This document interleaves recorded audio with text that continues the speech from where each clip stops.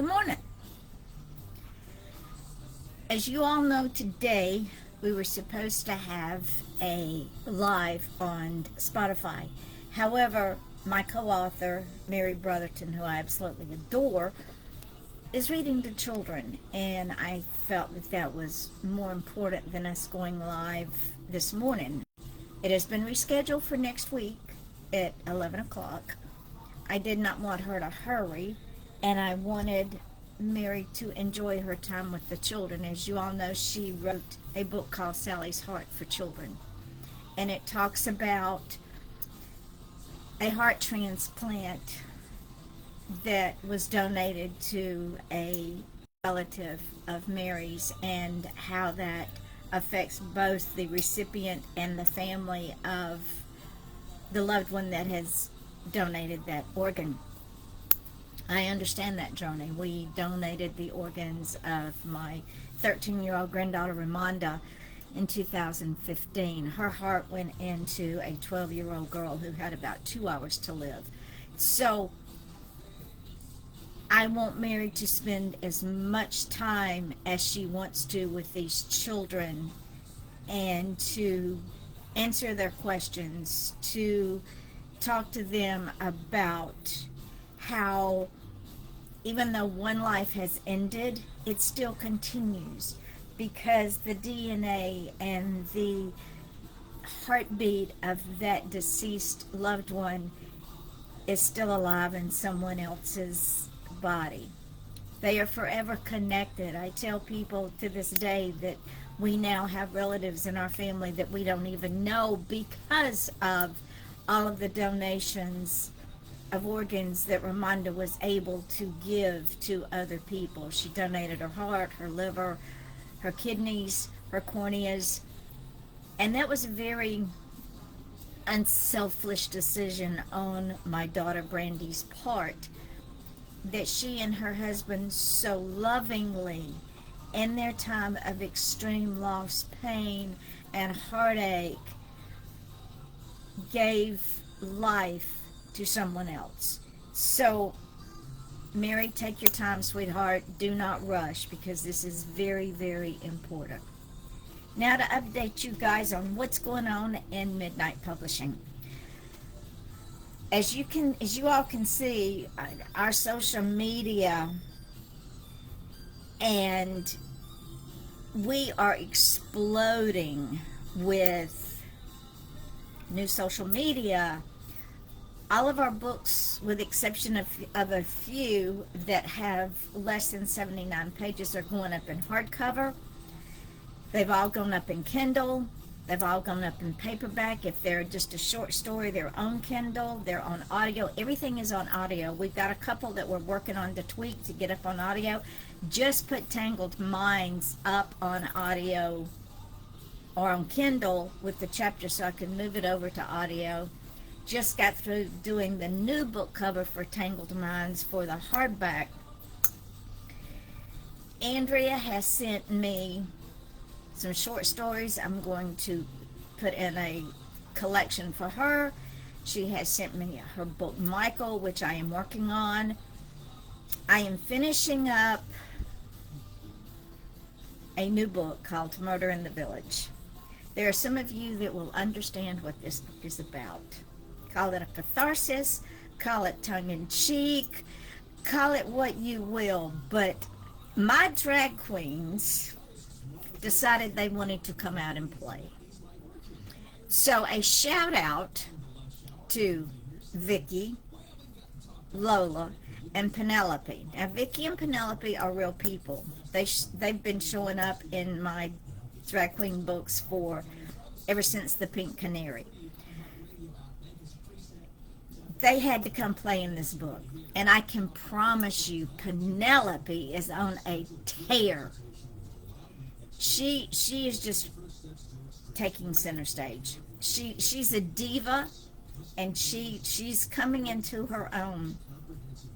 In each book where my drag queens show up, each character develops a little more. For those of you who've not read the Pink Canary, I suggest you do, because It introduces you to Lola, Vicky, and the Pink Canary. And Vicky Lane, honey, I love you to the moon and back. You are the reason the queens continue to thrive. Because of you, the Pink Canary has life. Now, ladies and gentlemen, the backstory is when I wrote this book, I reached out to several drag queens in the industry and asked them to help me get comfortable in that culture, because I wanted to reach that audience. And Vicky Lane, who is a premier drag queen in Canada, she was in New York, she held out her hand and said, yes, I've never done this before, but I would be honored. So I owe a debt of gratitude to Vicky that I can never repay, because she so kindly took this book and breathed that culture into it. For those of y'all that don't know, drag queens don't cuss. Yeah, they call each other bitch, but they don't cuss. It's oh Mary. It takes them 8 hours to get dressed for a show. 8 hours. And because I have watched RuPaul's show, I have studied drag queens, I have researched drag queens, they can make me up any day of the week, because they are simply amazing with their makeup and their costuming. Ladies and gentlemen, that is a craft. And in their profession, they go beyond perfection. So Vicky, my dear friend, my dear friend, thank you for all you do and continue to do to keep our three girls alive and solving crime. Penelope, in real life, is my friend Peter. And when I first met Peter and our friendship grew, he said he wanted to die in a plane crash so he would always be remembered. Well, my dear sweet friend Peter, you don't have to die in a plane crash. You will be forever remembered as Penelope in the Pink Canary, and Fates Collide when Mardi Gras Bound, and Fates Collide St. Martin. Shady Rest. Yeah, they showed up in that one too. And in this one, Murder in the Village. And Penelope's really being a diva this time. She just, yeah. Penelope's weapons of choice is a can of hairspray and a high heel stiletto. Don't ask me why. She doesn't carry a gun, that's what she carries. Lola is purely a figment of my imagination. She came alive on the way to the Melbourne airport when a friend of mine said, oh my, I just did. And I said, what'd you do? And she said, I was texting Scott that I saw a pink Camaro, but it came out Pink Canary. I gave her my phone. I said, here, take notes as I dictate. Because when she said that, Lola, aka Lou, was born.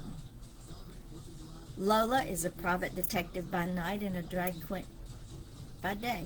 Or is it the other way around? Is she a private detective by day and a drag queen by night? We can't keep it straight. But the Pink Canary introduces you to Lola, who buys the drag club in Key West. Penelope, who is the front door guard, hostess, but she really wants to be on stage, and a surprise appearance by Vicky Lane. They form the girls.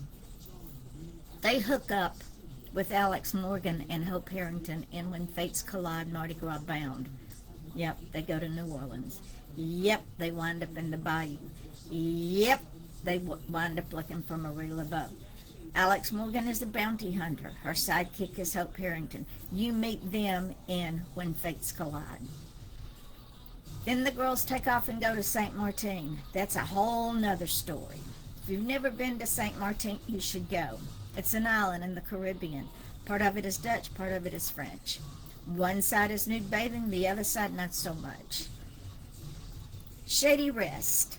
Shady Rest brings in 3 new characters, senior citizens, who have moved into an assisted living because they heard things were not going well. They're crime fighters.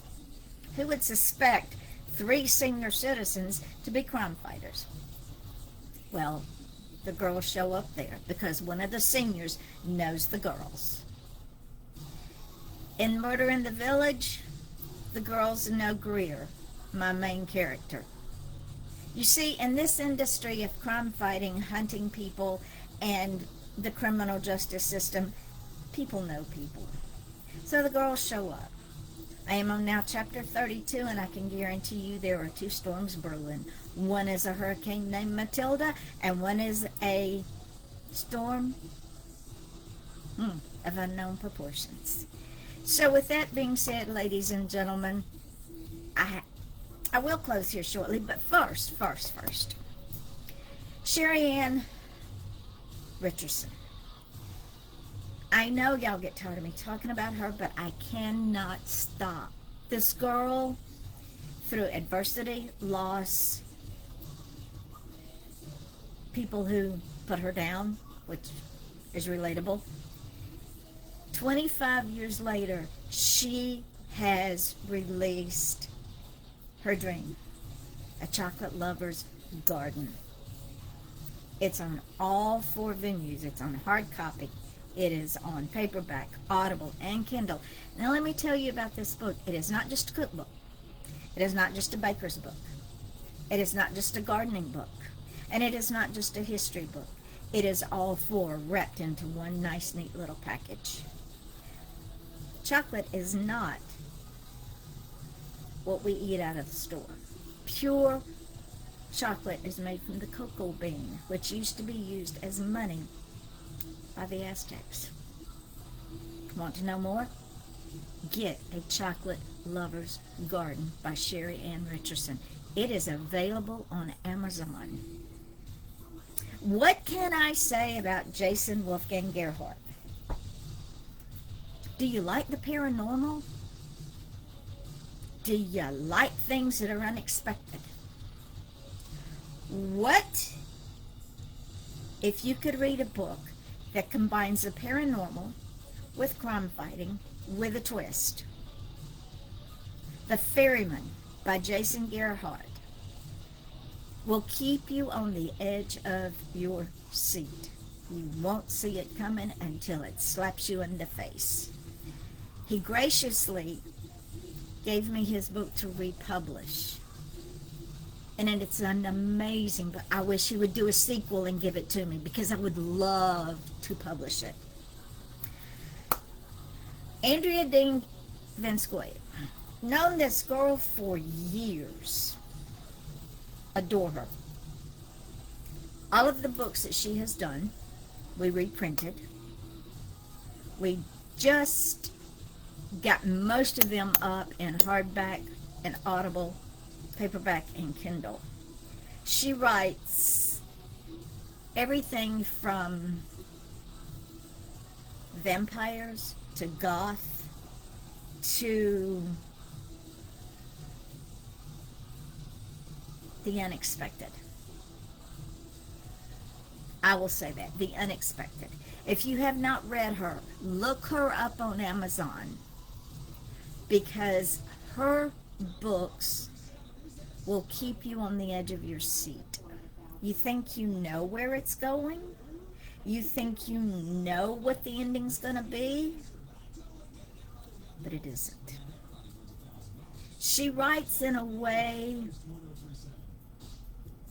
that I would put up there with Shakespeare, Edgar Allan Poe. She's dark. She's linguistic. She writes some prose. And through all of that, she tells a story. So get her books. You can get them in all 4 venues. You want to give them as a gift? All four venues. Audible, Kindle, paperback, hardback. Peggy Engler. Peggy Engler started her journey in this publishing world at an age where most people just want to sit on the front porch and watch the world go by. 5 years ago. Not even that long ago. 3 years ago. When she was 83. We were putting my book together. And she says, you know what? I write. I said, yes, you do. She said, but I've always been afraid to put myself out there. I said, I want some of your writings in this book called Soulful Inspirations. And Peggy said, but I don't want my name on the book. I said, no. This is the way it works. When you co-author a book, your name goes on that title. You get credit for your work. And I said, and then I want you to give me some more of your work so that we can put it in your name. Well, she did.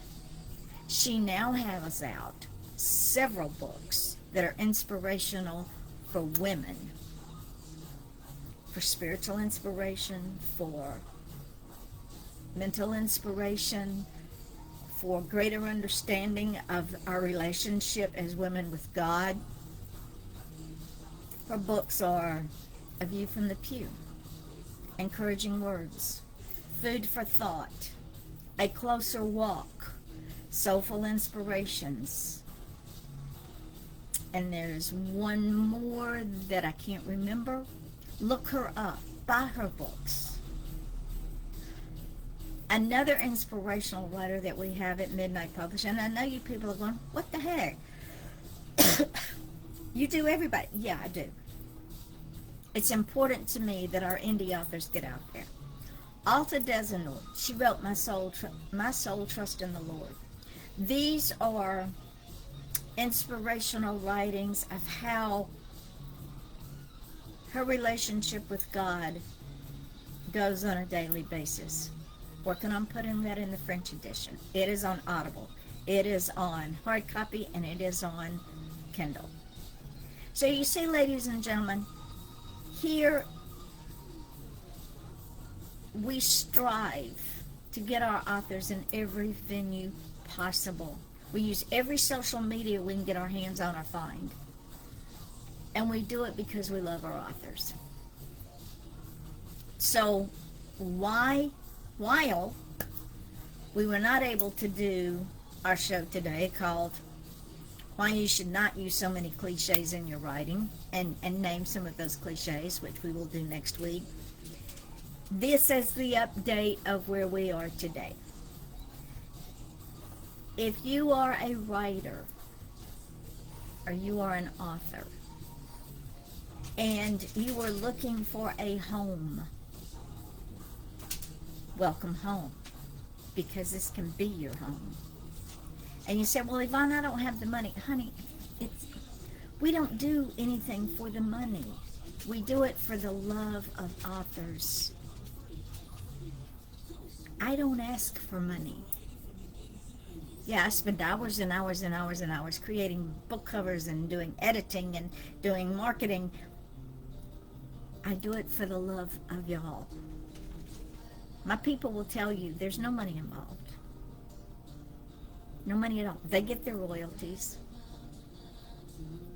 And when they have books that sell, I say, do you want your royalty? You want me to hang on to it?